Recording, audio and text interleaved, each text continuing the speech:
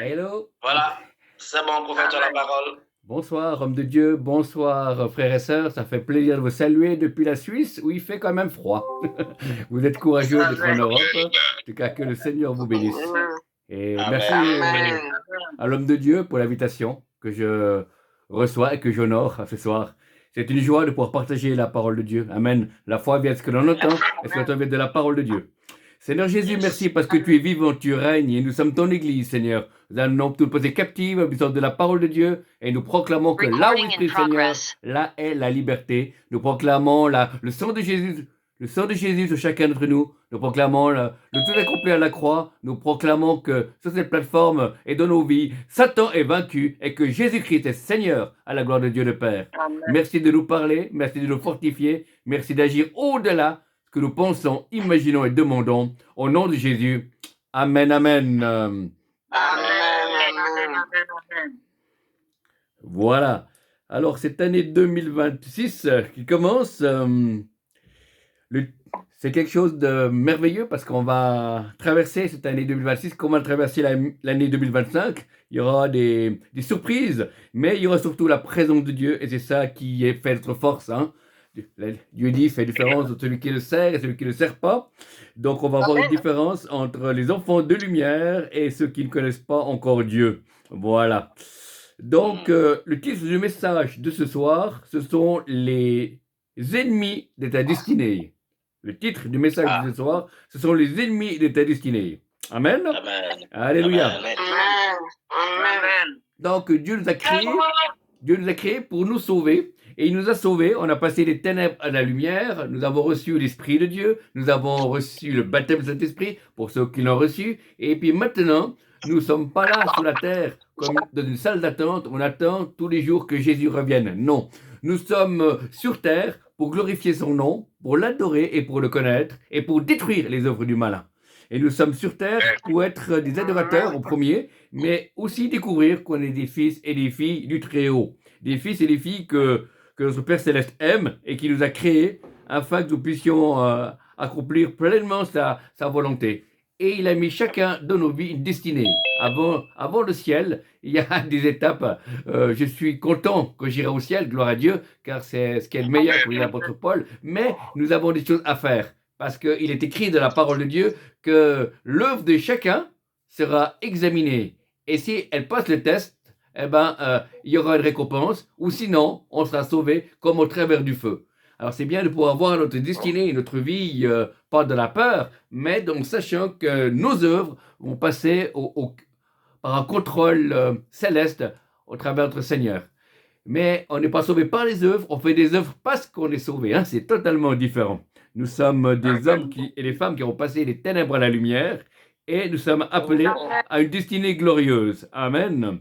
Voilà. Amen. Alors, je vais vous lire un verset pour commencer. Éphésiens 2.10 pour ceux qui ont la parole de Dieu. Éphésiens 2.10. Je lis de la version Summer. Ce que nous sommes, nous le devons à Dieu.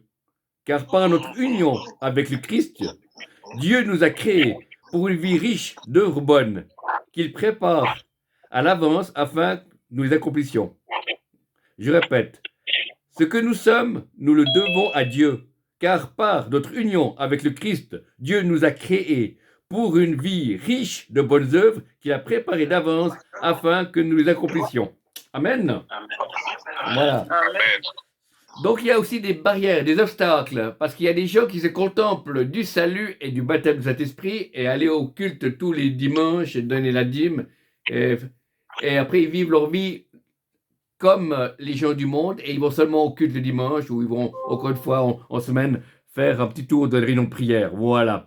Mais Dieu veut plus. Dieu il veut notre cœur. Dieu il veut notre vie. Dieu a fait de nous des nouvelles créatures. Dieu a fait de nous des nouvelles créatures qui avons l'Esprit de Dieu et nous pourrons crier Abba, Père. Voilà. Et les obstacles qui sont là dans notre destinée, il faut les connaître. De même, quand on va faire un voyage, si moi je vais faire un voyage dans le désert, eh ben, je m'informe les dangers qu'il peut avoir, combien il faut d'eau, de l'eau, de la nourriture, etc. Donc il y a une chose que nous on doit faire. Hein. C'est pas parce qu'on est enfant de Dieu que maintenant Dieu fait tout et nous on se repose. Dieu n'est pas un maître d'hôtel, Dieu il est notre Seigneur. Yes. Et beaucoup de chrétiens ont Jésus comme sauveur, et c'est juste, mais c'est incomplet. Il faut qu'il devienne notre Seigneur. Amen. Quand Jésus est notre sauveur, on est sauvé de l'enfer, mais on n'est pas rentré dans les plans que Dieu a préparés d'avance. Et ces plans, il faut qu'on accepte que Jésus soit notre Seigneur. Donc le premier obstacle qui nous empêche d'atteindre notre destinée, c'est la patience. La patience. Amen. La patience est un fruit de la chute. Nous sommes tous descendants d'Adam à la base. Et quand on se convertit, on passe du royaume du Fils, royaume des ténèbres au royaume du Fils de son amour. Amen. Voilà. Et il y a une chose que nous avons héritée et que chaque homme, chaque femme, quelle que soit sa race, sa culture, une fois qu'il est né de nouveau, est atteint par ce virus de la patience, mais les gens ont plus, moins ou pas beaucoup. Voilà. Mais personne n'est épargné. Amen. Voilà. Donc la patience, c'est quand si par exemple, vous savez que Dieu a dit que un jour, vous serez pasteur, un jour, vous serez chantre, un jour, vous serez responsable des diacres, etc., qui peut être vrai, amen, gloire à Dieu, et il peut y avoir de la patience, en disant que c'est quand que ça arrive, et on est tout d'un coup impatient, on veut rentrer dans ce que Dieu a prévu, qui est bon, l'idée, mais on a le focus là-dessus, et on ne vit plus que pour ça, et on doit aussi se préparer, voilà. Si Dieu te fait attendre, c'est pas parce qu'il est méchant, si Dieu te fait attendre, c'est parce qu'il veut te former, amen. Il veut former le don qui est en toi et le caractère. Moi, je suis un ministère prophétique, j'ai attendu 30 ans avant de rentrer dans mon... Donc, je suis reconnu comme ministère prophétique, voilà, au travers d'un apôtre, qui est un très grand ami à moi et à mon épouse. Et voilà, j'ai attendu 30 ans. Mais avant ces 30 ans, il y a eu un appel au travers des serviteurs de Dieu. Mais après, j'ai fait quoi? J'ai lu des livres sur le prophétique. J'ai fait des séminaires en Suisse, en France, à différents endroits où on parlait du prophétique. J'ai vu d'autres prophètes exercer. Et je n'ai pas attendu en regardant Netflix sur mon fauteuil en disant ça viendra quand Dieu voudra. Non. Et j'ai ouvert un groupe de prière où j'ai commencé à prier, à prophétiser sur les gens. Et j'allais à beaucoup de séminaires, de formations. J'allais écouter beaucoup de choses sur le réveil, sur le Saint-Esprit, sur la vie de l'Esprit, sur le ministère. Et ça m'a passionné. Et j'ai fait beaucoup de séminaires et j'ai lu beaucoup de livres, des bons et des moins bons, malheureusement. Mais ça m'a permis de me former. Et tout d'un coup, un jour, dans cette formation, Dieu a parlé au travers de plusieurs serviteurs de Dieu. Et il y a un prophète qui était là, un prophète français qui m'a dit, Martin, le Seigneur me montre que je dois vous former au ministère de prophète. Et j'ai suivi cet enseignement de 2000 à 2007. J'ai accompagné un authentique prophète de Dieu à travers la France. Voilà. Et j'ai commencé non pas à prêcher, j'ai commencé à porter sa valise, à porter sa veste, à porter sa Bible et être son chauffeur et faire des pique-niques sur les autoroutes de France pour cet homme de Dieu qui parcourait la France entière. Amen. Voilà. Donc il y a une préparation de cœur, une préparation, voilà, l'appel, oui, on est appelé, on est tous appelés, mais il faut répondre à cet appel. C'est pas automatique et on se prépare. Si tu crois que cette parole, la pensée que tu as reçue, comme quoi tu veux servir Dieu, est la vérité, à tout moment-là, tu bouges. Amen. Ça ne se fait pas automatiquement. Et en bougeant, c'est là que Dieu permet d'aller à des endroits où j'ai reçu des paroles prophétiques qui ont confirmé cela, ou à des endroits où j'ai pu avoir des enseignements qui m'ont aidé à grandir dans le domaine prophétique. Voyez. Mais la patience est des fois utilisée par l'ennemi qui nous pousse pour qu'on soit contre Dieu, qu'on dit mais Dieu, toi, Dieu ne veut pas te donner ce que tu voudrais, mais c'est pas vrai, c'est pas juste, parce que Dieu veut changer notre caractère. Voilà. On peut être un homme de Dieu avec une onction super, avec des guérisons, des miracles, mais si on n'a pas un caractère de Jésus, il nous manque quelque chose. La Bible dit, sans l'amour, je suis rien, je suis un airain qui résonne, je peux prophétiser, avoir toute la connaissance des mystères, je peux même donner mon corps pour les pauvres, ou autre chose. S'il n'est pas l'amour, ça ne me sert à rien. Voilà. Amen. Et la Bible est claire, à la fin des temps, Jésus dira, vous avez prophétisé en mon nom, vous avez chassé des démons en mon nom, vous avez fait des miracles en mon nom, et je ne vous connais pas. Amen. Voilà. C'est un verset qui faisait peur au début de ma conversion, Et j'ai compris que si on vit cela, mais on a une communion avec Jésus et on garde cette communion avec Jésus durant toute notre vie, eh ben à ce moment-là, on ne peut pas tomber dans cette condamnation. Mais si on commence comme ça, mais on abandonne Dieu, on veut que les miracles, que l'action qu'on nous voie, et ben à ce moment-là, l'Esprit de Dieu peut malgré tout nous utiliser, parce qu'il est écrit que les dons et les appels sont irrévocables, mais à la longue, notre ministère risque de devenir une idole. Amen. Et tandis que si on exerce le ministère parce qu'on est en communion avec celui qui est le chemin, la vérité et la vie, avec le roi des rois, avec le Seigneur des seigneurs, eh ben, à ce moment-là, on ne peut pas être sous la condamnation où Jésus vous dira, je ne vous connais pas. Amen. Parce qu'on est connu de lui. Il y a une relation avec lui. Je ne prêche pas tous les jours, mais tous les jours, je peux avoir contact avec Jésus, qui est mon Seigneur et mon Sauveur. Tous les jours, je peux lui parler. Tous les jours, je peux l'écouter. Tous les jours, je peux rentrer dans le lieu secret. C'est les moments que j'aime le mieux de la journée. Et puis le reste du temps, ben, on vit, on fait des choses pratiques. On est dans le monde, on n'est pas encore au ciel. On fait des choses, voilà. Et après, il y a des temps où je vais servir pour le ministère. Voilà. Vous voyez? Mais c'est un équilibre. Et Dieu veut nous former. Amen. Parce que le problème qu'il y a, il y a beaucoup de gens qui veulent servir Dieu. C'est beau, amen. Mais il y a très peu de gens formés. Que ça soit, en tout cas en Europe, en Afrique, je ne connais pas. Mais en Europe, il y a beaucoup de gens qui veulent servir Dieu, mais ne sont pas formés. Voilà. Et ça fait du dégât parce qu'il leur manque des enseignements de base, il leur manque des onctions, il leur manque des exemples, il leur manque, voilà. Il manque des pères et des mères spirituels en Europe. Voilà. Un manque de pères, c'est un manque de repères, disait quelqu'un, et c'est tout à fait vrai. On a besoin d'hommes et de femmes côté avant nous pour pouvoir les suivre, tout en ayant d'abord Jésus. Mais l'apôtre Paul dira à son auditoire, imitez-moi, de même que je suis imitateur de Christ. Amen. Il était un modèle. Amen. Vivant, voir comment il priait, comment il était consacré à Dieu. Et nous devons suivre des hommes et des femmes qui sont consacrés à Dieu, comme c'est marqué dans Hébreu, où il est écrit ceux qui sont morts, imitez pas leurs œuvres, mais imitez leur foi. Amen. Voilà. Donc on doit apprendre des pères et des mères spirituels qui ont marqué l'Afrique, qui ont marqué l'Europe, qui ont marqué le monde.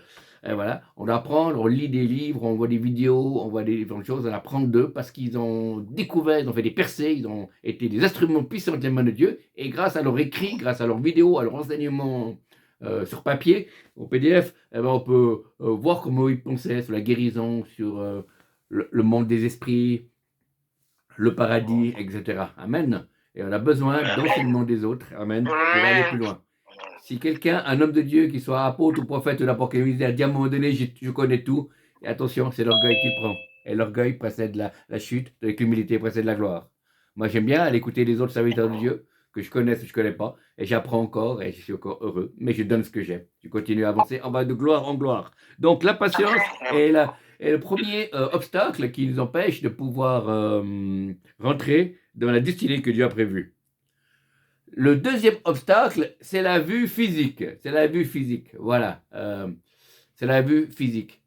C'est-à-dire qu'on inconsciemment, on se compare à quelqu'un d'autre qui est à côté de nous, qui peut-être s'est converti presque en même temps que nous, mais il connaît mieux la Bible, parce que Dieu a peut-être de tes plus grandes mémoires. Voilà, et puis on se compare et on dit, ben voilà, zut, alors je suis moins fort que lui, je suis moins bon que lui, mais c'est pas vrai.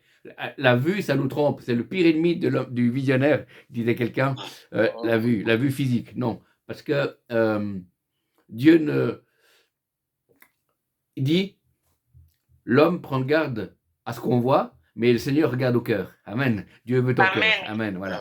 Et c'est bien d'être formé, c'est bien de connaître sa Bible. Amen. Gloire à Dieu. Je ne dis pas ça, pas le contraire.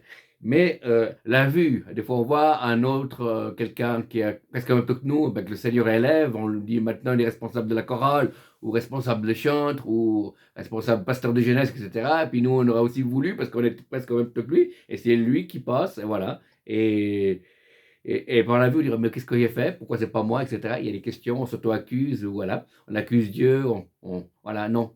Mais en réalité, Dieu fait toutes choses bonnes en son temps. Amen. Dieu n'est jamais en retard, Dieu n'est jamais en avance, il est là au bon moment. Amen. C'est ce qui nous rassure. Voilà. La vue physique nous empêche des fois d'avancer par la foi. Exactement, ce pire ennemi de la foi, c'est la vue physique. Voilà. Et si quelqu'un me dit qu'il est malade, moi je prie pour lui avec joie et avec foi. Mais si je vois quelqu'un avec des cannes, avec beaucoup de médicaments, avec des choses qui viennent, je vais regarder ce que je vois et puis il dit aïe aïe aïe, c'est plus dur de prier pour cette personne. En réalité, c'est la même chose pour Dieu. Il est capable de guérir quelqu'un qui est gravement atteint comme quelqu'un qui est légèrement atteint parce qu'il est le Tout-Puissant. Il est celui qui pardonne toutes nos iniquités et qui nous guérit de toutes les maladies. Alléluia. Amen. Donc la vue physique, des fois, nous donne des impressions qui ne sont pas justes. Est-ce que c'est biblique? Oui, puisque même le prophète Samuel, quand il va dans la maison où David, il voit d'abord Eliab, le premier. Et puis il dit, ah, ça doit être celui-là que l'Éternel a choisi, parce qu'il est grand, il est fort, il est beau. Et puis Dieu dit, non, c'est pas celui-là.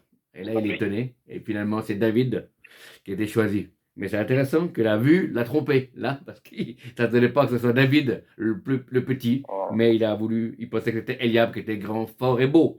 Vous voyez? Donc, la vue peut nous tromper. C'est pour ça que c'est aussi une erreur pour notre destinée. Avec la vue, on veut copier les autres ministères ou les autres frères et sœurs, leur manière de faire, mais c'est pas ça que Dieu veut parce que nous sommes uniques. Amen. Quelqu'un a dit, vous êtes nés uniques, ne mourrez pas, copie.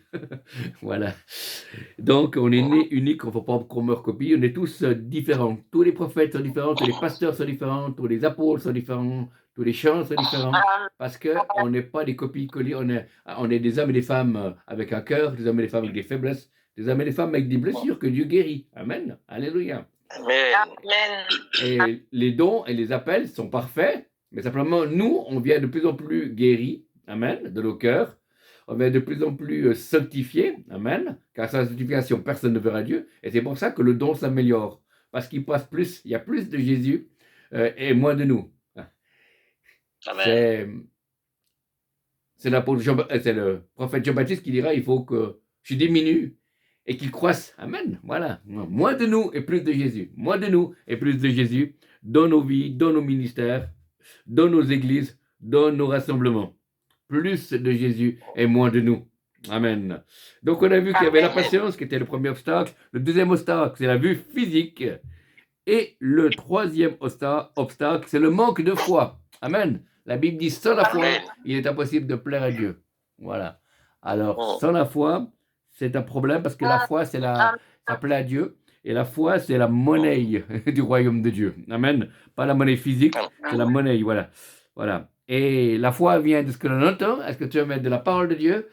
Et la foi vient au travers de témoignages. La foi vient quand on met en pratique la parole de Dieu. Et la foi vient quand on est exaucé de la prière. Amen. C'est comme ça que j'ai grandi, que j'ai commencé à prophétiser cette personne. Et puis après, la personne m'a dit, bah oui, ça me parle. Et là, j'ai commencé à dire, bah, c'est pas mon imagination.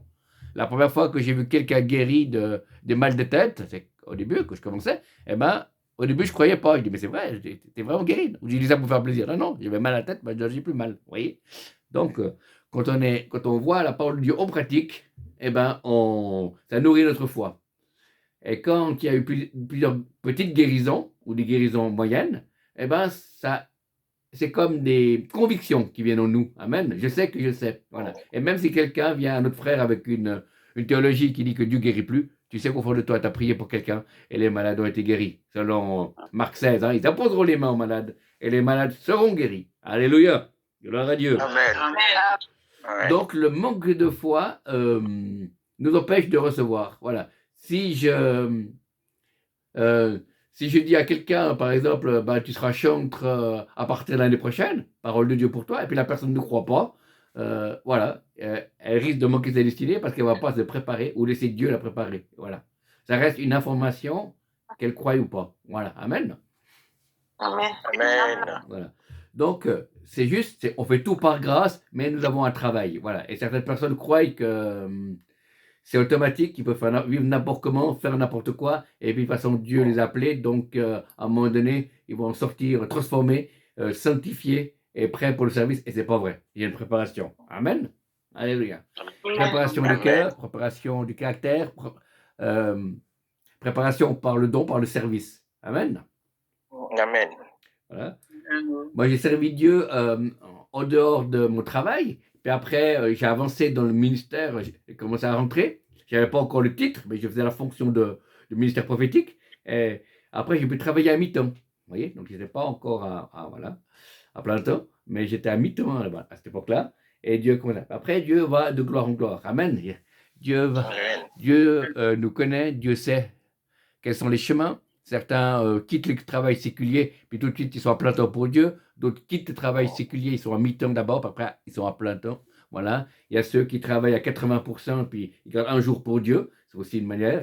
Puis voilà. Donc chacun, le but c'est de faire ce que Dieu vous demande. Amen. Et si vous faites ce que Dieu vous demande, vous ne manquerez de rien. Amen. Alléluia. Amen. Quand Dieu m'a appelé à travailler à mi-temps pour Dieu, donc je travaillais à travail séculier de la supermarché, plus le ministère, voilà, eh ben, le Seigneur a pourvu par des dons, où il est intervenu de manière surnaturelle pour que je puisse avoir de l'argent. Amen. Amen. Et je n'ai pas eu besoin d'aide sociale, ni besoin de prêter de l'argent à des chrétiens, même ceux qui avaient de l'argent. Non, parce que Dieu a pourvu, Dieu prend soin de nous. Pourquoi? Parce qu'il m'a appelé à le servir. Amen. Voilà. Amen. Ne cherchons pas le plein temps, ne cherchons pas des titres de reconnaissance, servons Dieu et c'est lui qui ouvrira les portes. Amen. Voilà. Parce qu'une fois qu'il y a l'appel, il y a à grandir dans l'onction et la fonction, et après il y a la reconnaissance du ministère et l'envoi. Amen. Voilà. Donc le manque de foi nous empêche de soit de commencer quelque chose, soit de continuer quelque chose. Voilà. Et le manque de foi, c'est à nous de le travailler. C'est comme, vous expliquez, c'est comme si on va dans un magasin et puis vous voulez acheter une bouteille de Coca-Cola, voilà, et vous avez de la monnaie. Vous ne savez pas quelle monnaie vous avez. Vous regardez, vous avez, oh, voilà, j'ai juste 1 franc, 1 euro, 2 euros, 3 euros, puis il faut 5 euros pour la bouteille. Est-ce que je vais réussir? Et puis d'un coup, on arrive à 4 euros, il manque 1 franc, donc il n'y a pas assez d'argent, donc vous ne pouvez pas avoir la chose. Mais c'est la même chose spirituellement. Si vous êtes à 4 euros, vous avez il faut les 5 pour la foi, pour avoir la bénédiction, vous n'arrivez pas. Voilà.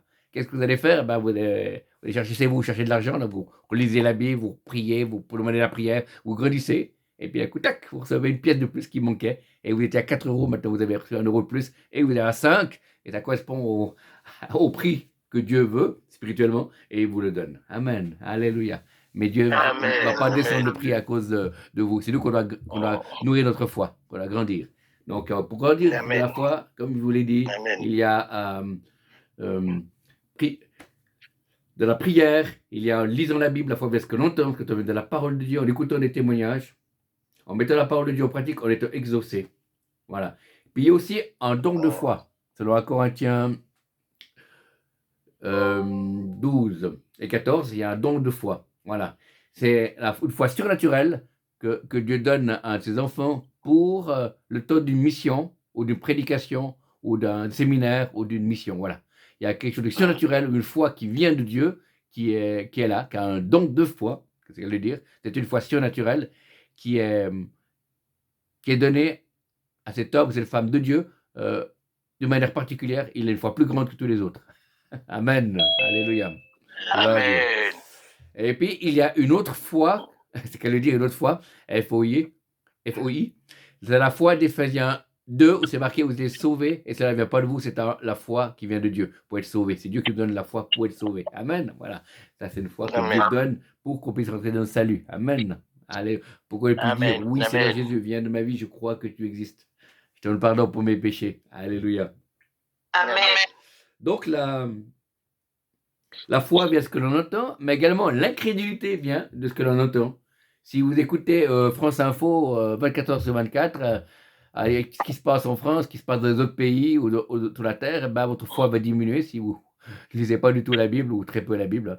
Voilà. Donc vous êtes influencé par les médias, influencé par les réseaux sociaux, influencé par toutes choses. Mais si vous gardez du temps, vous passez du temps de qualité avec Dieu, ben après, si vous allez écouter un petit peu les informations pour être informé, si vous allez un peu sur les réseaux sociaux, ben, il n'y a pas de problème. Mais il ne faut pas que ça devienne votre temps où vous passez le plus souvent. Mais le plus souvent, c'est être avec Dieu. Amen. Va dans le secret, prie, et ton Père qui est dans le secret te le rendra. Amen. Voilà. Amen. C'est peut-être des fois une lutte pour pouvoir passer du temps avec Dieu, que ce soit 1 heure, une demi-heure, mais ça vaut la peine. Voilà. C'est difficile d'y entrer, mais une fois qu'on y est, c'est bon. C'est comme l'eau. quand on va se baigner au lac, eh ben, des fois c'est froid, que ce soit le lac d'Annecy en France ou le lac Léman en Suisse. Des fois c'est froid quand on rentre dans le lac, on va tout doucement, puis une fois qu'on est dedans, il fait bon, on nage, on reste longtemps. Mais pour y entrer, c'est pas facile. Ben, des fois il y a les téléphones, il faut débrancher les natels, les téléphones, il faut faire la place de nos têtes, et puis pour entrer dans ce temps de Dieu secret avec Dieu. Amen. Dieu ne demande pas au début qu'on passe longtemps avec lui, mais il faut que ce soit régulier et profond, en tout cas une demi-heure à 1 heure, voyez, au début, voilà. Et puis après, vous augmentez selon le temps que vous avez. Amen. Parce que on va de gloire en gloire. Amen. Il y avait quelqu'un qui avait plus de peine, mais je dis aux gens toujours, priez pendant 5 minutes et lisez la Bible 5 minutes, tous les jours pendant une semaine. Et la semaine d'après, vous rajoutez 5 minutes. Voilà, et vous allez comme ça. Et si vous allez deuxième semaine, ben c'est trop long, ben vous faites encore une semaine de plus à 10 minutes. Après, vous rajoutez 5 minutes de Bible et 5 minutes de prière. Amen. Et on va comme ça, les gens s'habituent, ils sont disciplinés. Voilà. Ça ne sert à rien que vous fassiez 1 heure par jour pendant 2 jours, après plus rien du tout. Non, il faut le faire constamment. Voilà. Et les hommes et les femmes de Dieu qui voyagent m'ont dit, Martin, quand on voyage dans les avions, quand on fait côté ministères internationaux, on a pas autant qu'on voudrait, mais là, on se bat pour la qualité. Il peut-être qu'une demi-heure ou qu'une heure, mais c'est la qualité qui compte. Et Dieu voit et il bénit et il multiplie. Amen. C'est pour ça que quand je suis à la maison, j'ai une discipline de prière, une discipline militaire, c'est qu'à le dire, mais quand je ferme la porte, je suis ailleurs, je suis invité ou je suis pour des amis ou pour là, c'est différent. Après, même si je ne peux pas prier ou moins, c'est pas grave parce que je ne suis pas chez moi. C'est pas moi qui décide. Voilà. Mais sinon, quand je suis chez moi, il y a une discipline. C'est le Seigneur d'abord. Amen. Et Amen. donc, le manque de foi, examinez-vous pour savoir si vous êtes de la foi. Des fois, il faut le faire. Voilà. Des fois, ça m'arrive en fin de la journée que je sens que j'ai un petit peu péché la journée. Voilà. Ou que l'onction s'est retirée. Pourquoi ben, je m'examine. Oui, je suis placé de foi. Alors, à ce moment-là, je demande pardon. Nous confessons nos péchés, les fidèles et les justes, nous pardonner, nous purifier de toute iniquité. Et puis Dieu nous redonne des forces. Amen. Pendant la marche. Amen. Voilà. Donc, il faut vraiment qu'on puisse éviter que c'est comme l'essence. La foi, c'est comme l'essence. Il faut éviter qu'on soit à zéro, puis après moins, aux zones rouges, moins, puis après la panne. Hein. Voilà. Quand on a la panne, on a un manque de foi. Si on est aux zones rouges, c'est qu'on a presque plus de foi, mais on peut quand même avancer un petit peu. Voilà. Et le mieux, c'est d'être au-dessus. Voilà. Et d'avoir assez pour pouvoir rouler dans la marche avec Dieu. Voilà. Donc, c'est passionnant de pouvoir servir Dieu. C'est une bonne chose. C'est la meilleure aventure que je peux dire à un homme, une femme sur cette terre, c'est de connaître Dieu et le servir, c'est le plus beau. On a été créés pour lui, on a été créés pour le servir. Dieu nous aime, Dieu nous connaît, Dieu nous transforme, Dieu agit. On peut même apprendre à voir sa gloire. Et bien, on passera l'éternité avec lui aussi. C'est pas fini, la relation avec Dieu. Ça commence maintenant et la vie éternelle, c'est aussi de l'éternité. C'est pour ça que c'est fantastique. Quoi qu'il arrive, rien, comme c'est marqué dans Romains 8, les derniers versets, on a la certitude que ni la vie, ni la mort, ni les puissances d'en haut, ni les puissances d'en bas, rien, mais rien ne peut nous séparer de l'amour de Dieu manifesté en Jésus-Christ, notre Seigneur. Alléluia. Amen. Alléluia. Amen. Donc voilà, les 3 points, c'est la patience, le premier obstacle à notre destinée. Le deuxième point, c'est la vue physique. Et le troisième, c'est le manque de foi. En tout cas, que le Seigneur vous bénisse et que le Saint-Esprit vous dérange. Et que vous puissiez être bénis individuellement, vos communautés puissent être bénies, vos pays d'où vous venez puissent être bénis, vos amis. Donc, puissent être bénis, puissent être pleinement entrés dans votre destinée et dans un service pour Dieu. Ça soit un service caché ou un service public, ça a la valeur. C'est Dieu qui nous voit, c'est Dieu qui nous récompense. Amen. Voilà, que le Seigneur vous bénisse. Amen. Le Seigneur vous dit, c'est un temps nouveau, parce que moi je t'attends, c'est pas toi qui attends sur moi, c'est moi qui t'attends. Je veux te transformer de l'intérieur vers l'extérieur, afin que tu puisses me connaître. Je te désire tellement que tu puisses mieux me connaître, pour que tu puisses mieux me servir, et tu puisses mieux parler de moi. Mon peuple, je t'aime, je veux encore me révéler. Apprends à me connaître dans les lieux secrets, apprends à me connaître au travers des Écritures qui sont la vérité, apprends à me connaître au travers des prédications que tu entends d'hommes et de femmes loin. Le Seigneur dit, je t'aime, je t'ai choisi. Grandis, fortifie-toi, comme j'ai dit à Josué. Ne te décourage pas, fortifie-toi, prends courage, je serai avec toi. 2026 est une année des défis où tu vas continuer à grandir. Tu vas voir, parce que large est le chemin qui mène à la perdition, étroit et resserré le chemin qui mène à la vie, et trop peu le trouvent. Mais si tu oses croire ma parole, si tu oses croire à l'appel qui est sur toi, si tu oses croire que tu veux garder mon onction, que tu vas apprendre à connaître mon nom, que tu veux porter ma gloire parmi les nations, alors j'ai quelque chose à dire, viens dans le secret. Viens, passe du temps, souffre dans ma présence, sois aussi des moments joyeux dans ma présence, marche dans l'humilité, découvre ma parole, apprends à connaître mon cœur, et j'ouvrirai pour toi les portes qui ne sont pas encore ouvertes, te dit le Seigneur. Amen. Que celui qui écoute ce que l'Esprit dit à l'Église. Amen. Alléluia. Gloire à Dieu. Gloire à Dieu. Amen. Parfait. Maintenant, je vais passer pour quelques paroles personnelles. Paroles personnelles, parce que le Seigneur parle tantôt d'une manière, voilà. Donc, je tiens à dire que je vais prophétiser sur quelques personnes. Quand on prophétise, c'est pas moi qui décide quand ça commence et quand ça finit. Voilà, c'est le Seigneur qui décide. Hein. Les dons de l'Esprit, c'est lui qui décide. Il est l'alpha et l'oméga, le commencement et la fin. Donc, il n'y a que un seul don où c'est nous qu'on décide, c'est le parler en langue. Hein. On peut parler 2 minutes, 10 minutes, 1 heure. C'est nous qu'on choisit. C'est le seul don de l'Esprit que nous, on peut utiliser à volonté. Mais tous les autres dons du Saint-Esprit, c'est lui qui commence. Et c'est lui qui agit. Amen. Amen. Amen. Amen.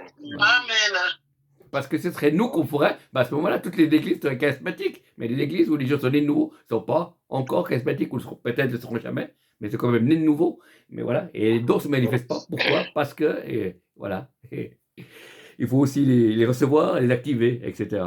Donc, je vais prier pour vous, pour plusieurs personnes, et puis je dirais une chose, il faut faire comme c'est marqué dans 1 Thessaloniciens 5, ne méprisez pas les prophéties, examinez toutes choses et retenez ce qui est bon. Et l'apôtre Paul disait à Timothée, combat le bon combat de la foi avec les prophéties que tu as reçues par le collège des anciens et la position des mains. Amen. Voilà, donc il y a la Bible, la foi avec ce que l'on entend, c'est la Bible, mais également on peut utiliser les paroles prophétiques. Alléluia. Et pour conclure, avant de commencer ce moment de prière, je dirais encore, les prophéties, c'est comme les psaumes. Il y a des gens qui peuvent avoir des prophéties plus longues, donc plus courtes, vous voyez. Il n'y a pas que le psaume 119, il y a d'autres psaumes qui sont plus courts, mais chacun des psaumes ont de la valeur. Chacun des psaumes sont inspirés de Dieu, de même que les prophéties. Il y a des plus courtes et des plus longues. L'important, c'est pas la longueur, l'important, c'est que tu puisses recevoir ce que Dieu veut te dire. Alléluia, amen. Alors on va y aller. Nous libérons l'action prophétique au milieu de nous, Seigneur. Merci, parce qu'il y a la joie. L'Esprit du Seigneur, il y a la liberté. Amen. Amen. Alors, on va commencer par un pasteur que je vois sur mon écran. Il y a un pasteur qui s'appelle Raphaël. Voilà. Levez la main pour que vous puissiez localiser. Voilà, parfait. Voilà. Et pour le pasteur Raphaël, voilà. Le Seigneur vous dit nouveau départ. C'est un nouveau départ spirituel. C'est pas dire que les autres départs que vous avez fait avant étaient faux. Vous avez fait plusieurs courses et plusieurs départs qui étaient justes. Mais c'est un nouveau départ parce qu'il y a un nouvel équipement que Dieu va vous donner durant 2026. Il y a une nouvelle consécration. Il y a une nouvelle écoute à la voix de Dieu. Et le Seigneur dit, prends du temps dans ma présence. Reste caché dans le lieu secret par moments. Continue à écouter ma voix. Exerce ton oreille. Je vais encore te parler. Tu es un homme, tu es un guerrier, mais je t'apprends aussi à marcher comme un fils. Le Seigneur dit, ma main est sur toi, je t'aime. Paie mon troupeau avec autorité, mais avec douceur. Le Seigneur dit, je continue à répandre mon esprit sur toi. Ouvre ton cœur et je vais encore te guérir, je vais encore te restaurer.